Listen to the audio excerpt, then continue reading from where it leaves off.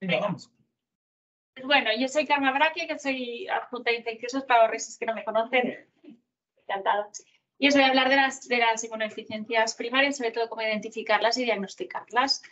Este es el índice de la sesión y vamos allá. Entonces, primero de todo, decir que las inmunodeficiencias primarias se han llamado así clásicamente y que ahora estos últimos años ya no se reclama que se llamen errores congénitos de la inmunidad, más que nada porque, como veis en los gráficos de aquí abajo, los genes descritos en los últimos años asociados a estos déficits en la inmunidad ha ido en aumento. Y es como un reclamo de decir que la genética es un factor importante en estas enfermedades, ¿no? Son las enfermedades que tienen debut en la infancia y que tienen una incidencia de más o menos 1 cada 1.200 personas. Entonces, ¿cuál es el espectro clínico? Vale. Aquí esto es el equilibrio de la inmunidad, que es un triángulo en el que, como veis, en una situación normal, tenemos un equilibrio entre la tolerancia inmune y la activación inmune. En el momento en que esta balanza se desequilibra, con un aumento de la tolerancia inmune y con una disminución en la activación, es cuando aparecen los fenómenos de cáncer, y cuando se desequilibra la balanza hacia el otro lado es donde están, digamos, los fenómenos de autoinmunidad. En cambio, si vemos que este equilibrio, digamos, está sobreactuado, ¿no? Tanto la tolerancia inmune como la activación inmune, aparecen los fenómenos de autoinmunidad, tanto inflamación, y cuando está disminuido es cuando aparecen las inmunodeficiencias. Esta es la trilogy, la Immune Trilogy, que lo pongo con interrogante, en el que se relaciona de manera muy simple los fenómenos de infecciosos, autoinmunidad y cáncer. Pero como veis, el espectro de los errores congénitos de la inmunidad son mucho más amplio. Sí que abarcan las infecciones como un espectro muy importante, ¿no? Que es el más grande de todos, pero también está asociado al síndrome linfoproliferativo y tumores sólidos diferenciados, las enfermedades autoinmunes y también granulomatosis y la atopia.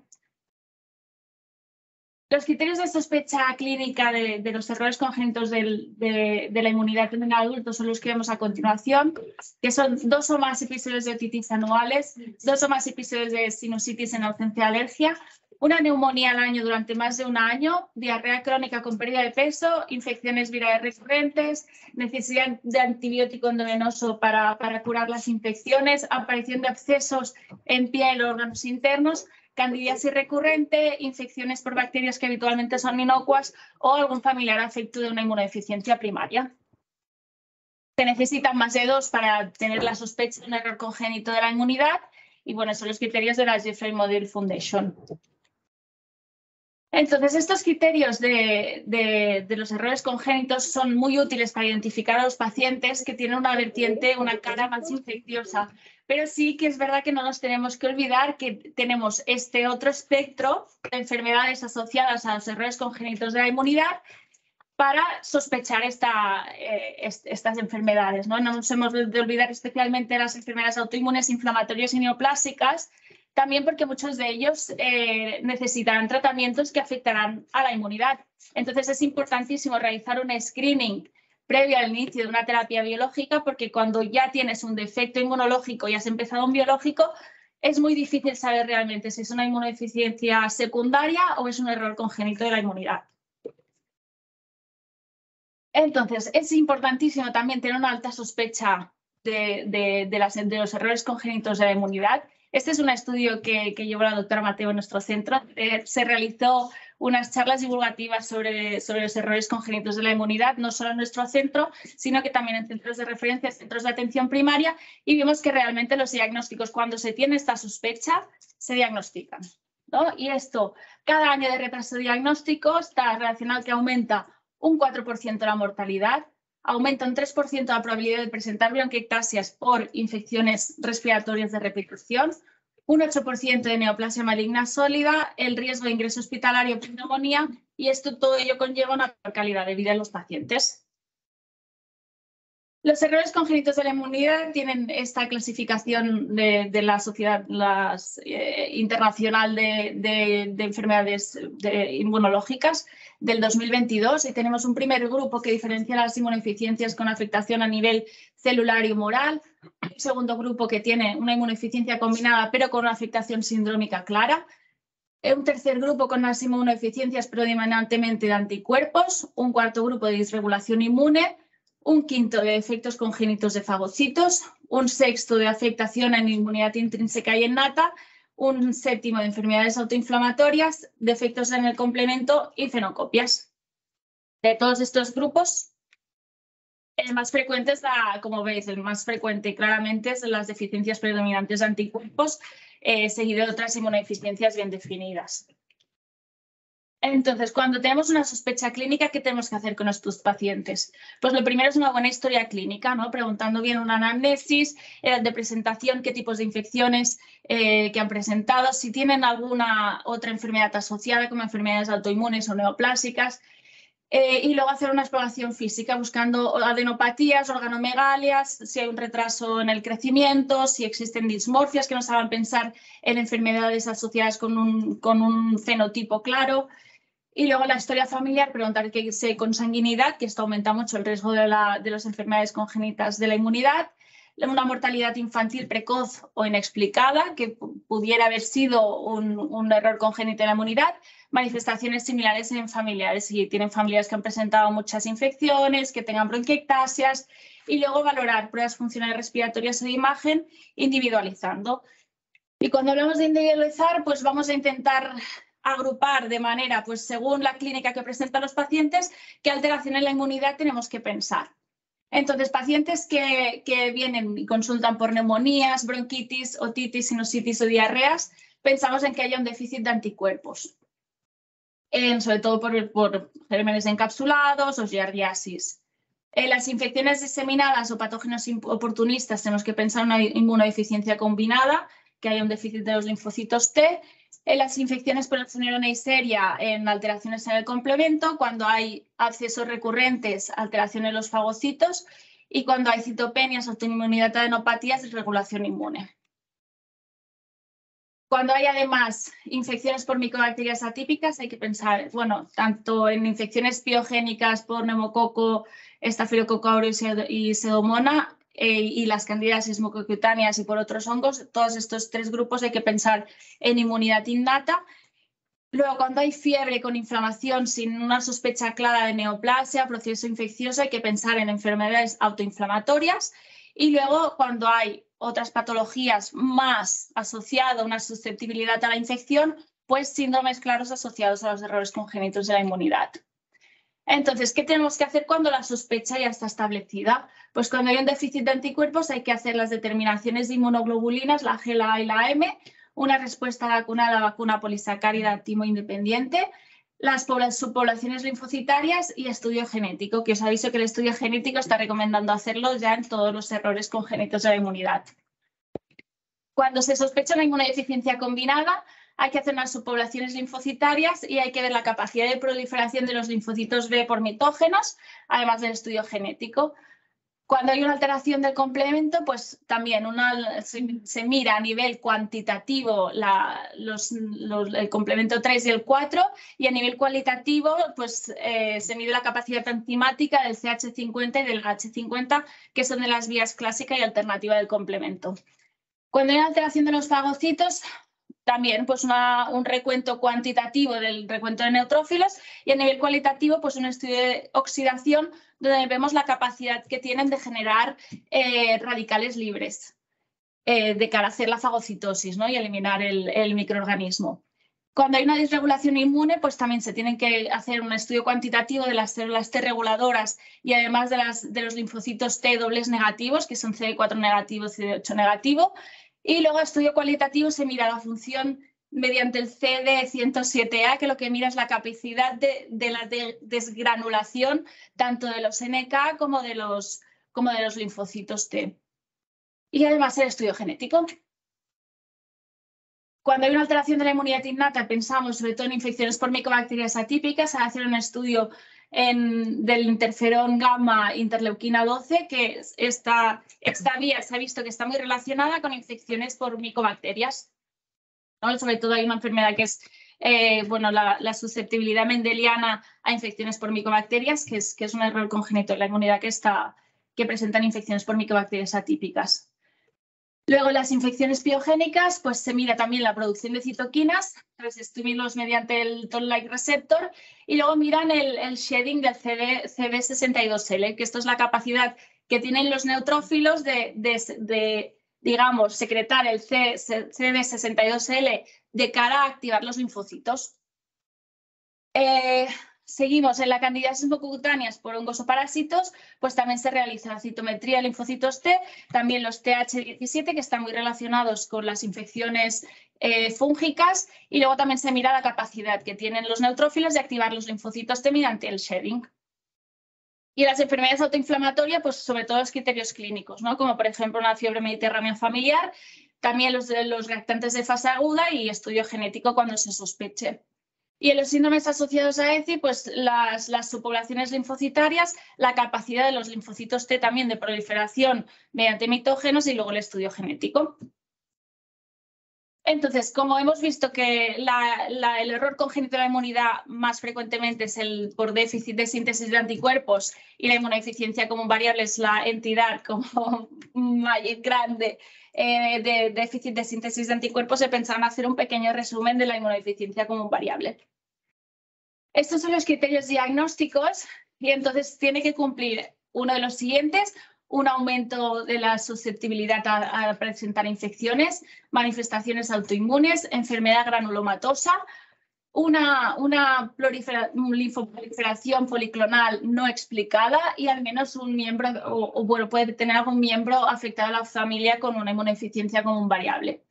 Y además tiene que haber un descenso de la IgG con un descenso de la IgA y luego puede presentar o no un descenso de la IgM. Además, tiene que presentar una alteración cualitativa con una pobre respuesta a nivel de la respuesta vacunal con vacuna polisacáridas o mediante el test de las isomaglutininas, que os explicaré a continuación, y luego un descenso de las switched memory B cells. Además, se tiene que descartar causas de hipogamaglobulinemia, que es lo que hemos comentado al principio. Si tú tienes una sospecha, bueno, vas a comenzar un biológico, ¿no?, que sería una de las causas más frecuentes de hipogamaglobulinemia secundaria, tienes que hacer primero un estudio de la inmunidad completo. También se tiene que descartar pues, causa de pérdida de proteínas, un síndrome nefrótico que te puede hacer también que tengas una hipogamaglobulinemia o enfermedades malignas. Entonces, como hemos dicho que los errores congénitos de la inmunidad presentan muchas caras, pues la inmunodeficiencia común variable se relaciona típicamente con muchas enfermedades autoinmunes, de las cuales la más frecuente es la anemia hemolítica autoinmune y la PTI.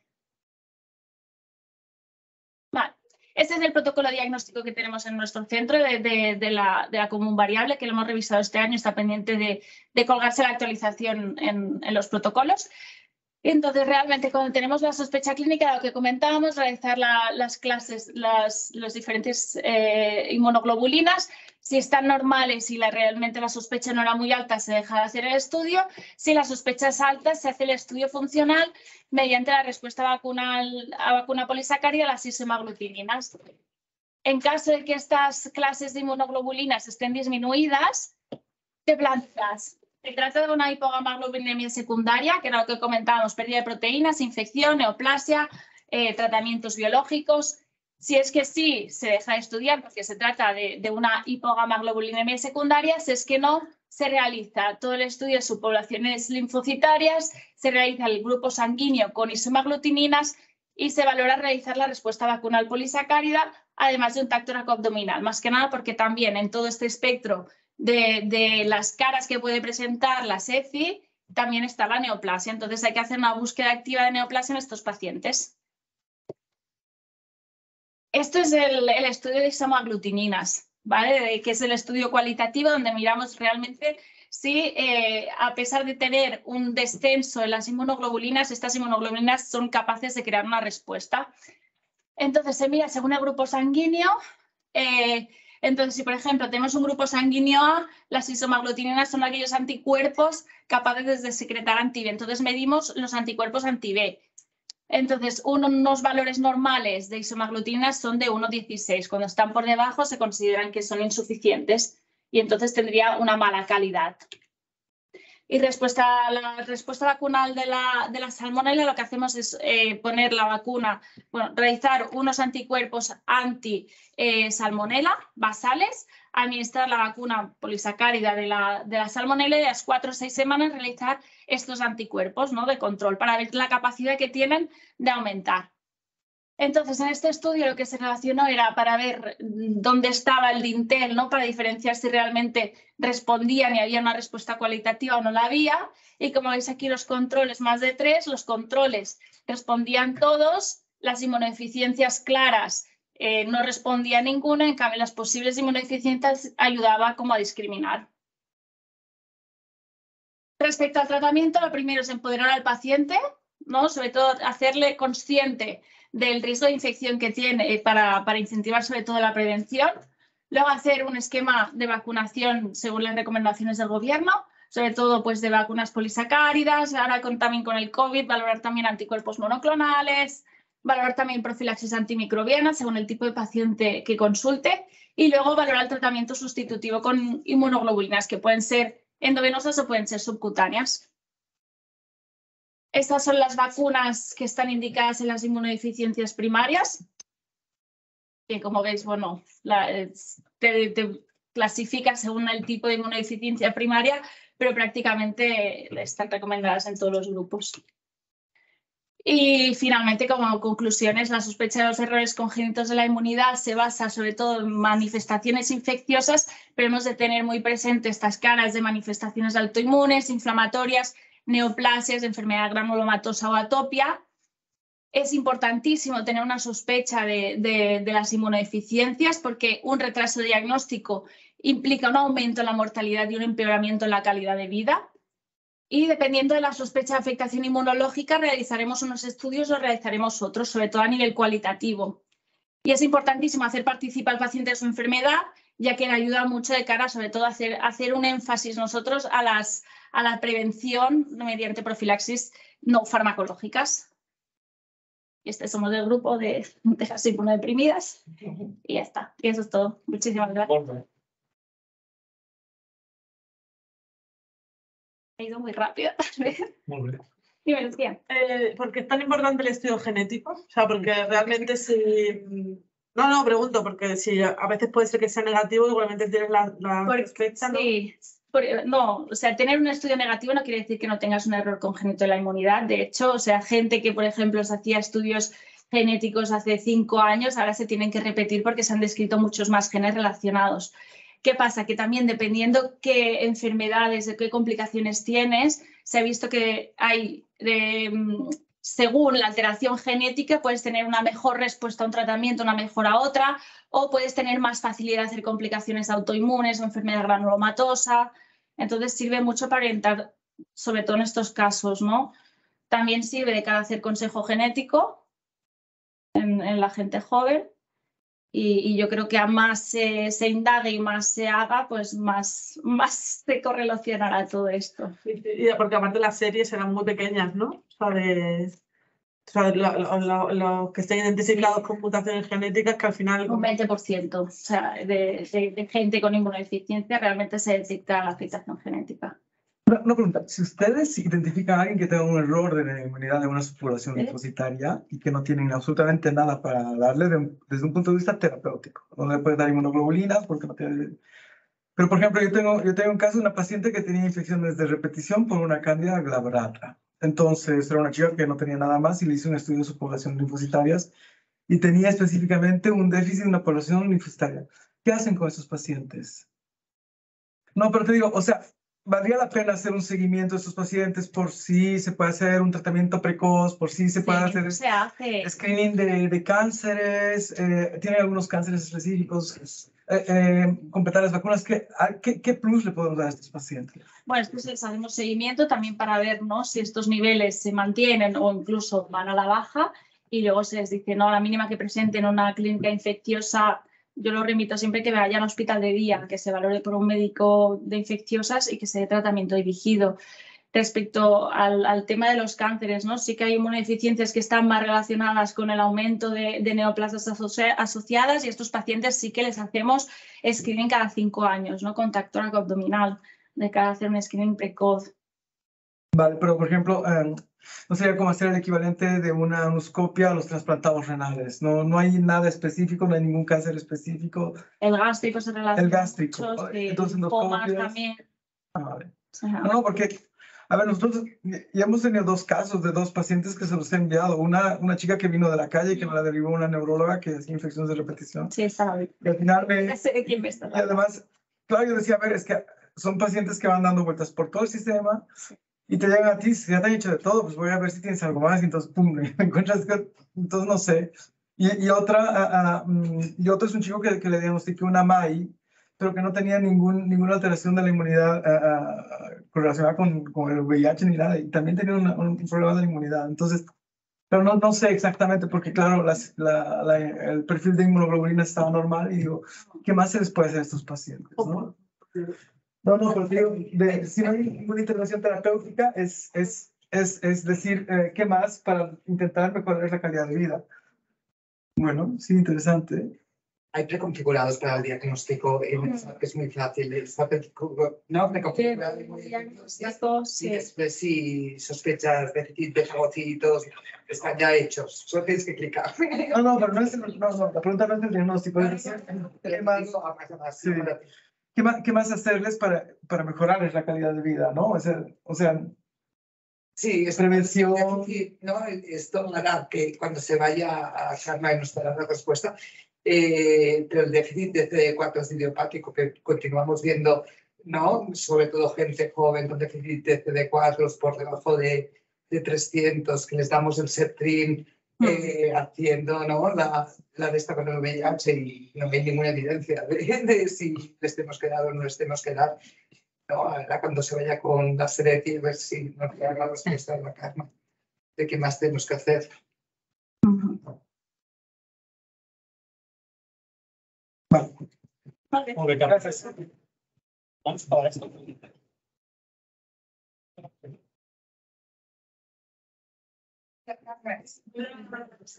Muy avanzado.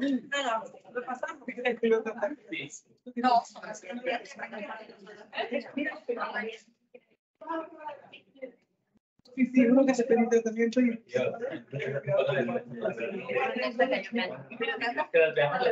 Vale,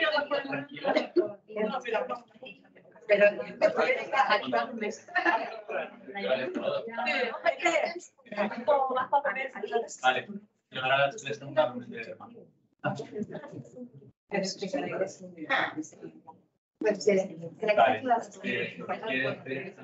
y si queréis o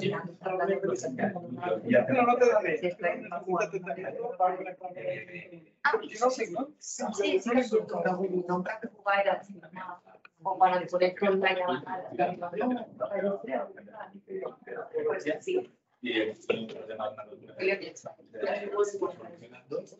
y que esperamos empezar a hacerlo en julio para empezar a hacerlo.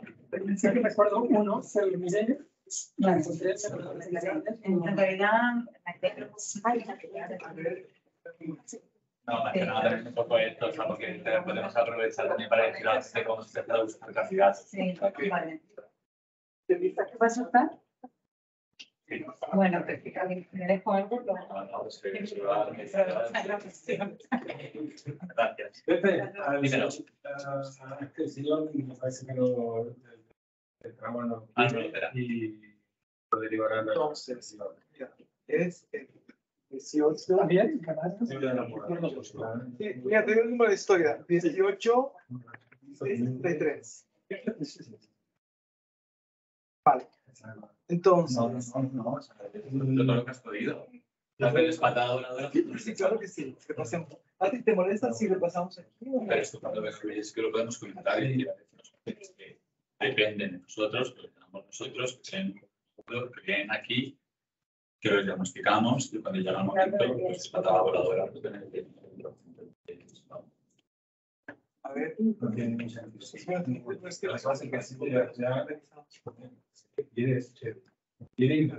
Vamos a ver. Hay mucha gente aquí, nos vamos a...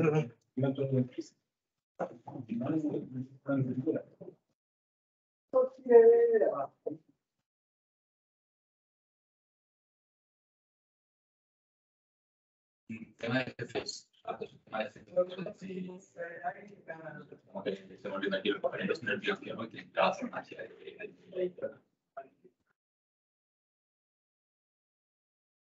Bueno, Y otro, el Hugo Campos. Hugo Campos. ¿cómo se parecía, tío? Sí. Bueno, está como telefónica para. No sé. Eso lo tenía yo ayer, Sí. pero telefónica, presencial, no sé, y tiene un linforanuloma. Se dio una clamidia, linforanuloma en red, que no sé si tiene síntomas o no, porque lo llamé 20 veces durante la mañana, no había forma de hablar con él. Entonces les dije a las administrativas que dejaba, y estaba todo escrito, que dejó la receta hecha, no sé qué, pero bueno, que alguien valore si tiene síntomas o no, es que tiene pareja. Entonces, que si conseguís hablar con él, los de la clínica. A ver, ¿qué me cojo De aquí, mira. este mismo? Sí. Vale. ¿Tienes el listado de los pacientes? Sí.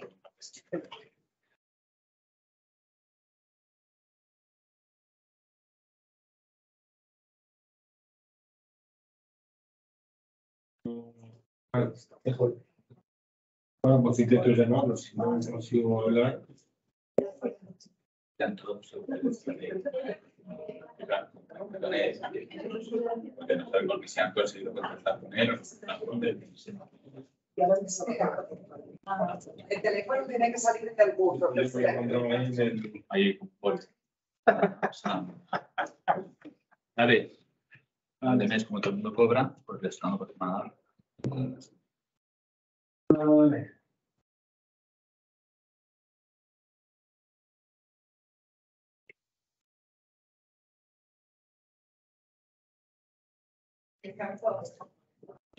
Sí.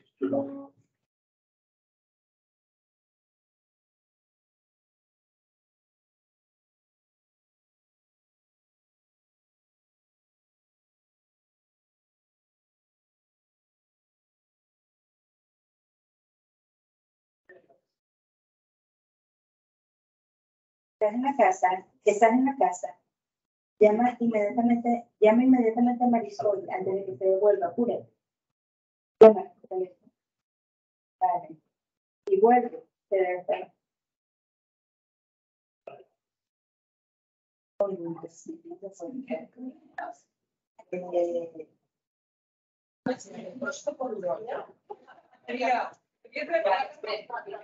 Creo, pero fue. Mira, ella te va a entregar.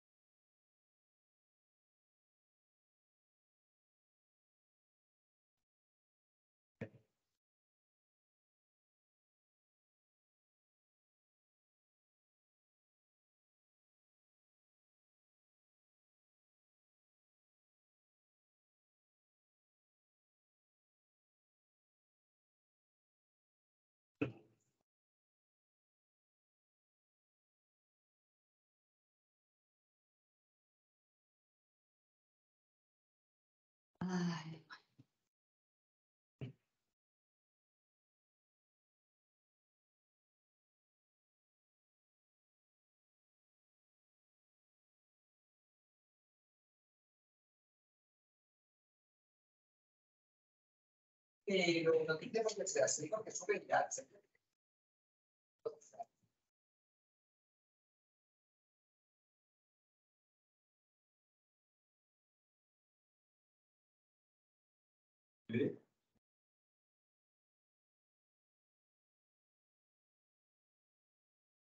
Esa fue la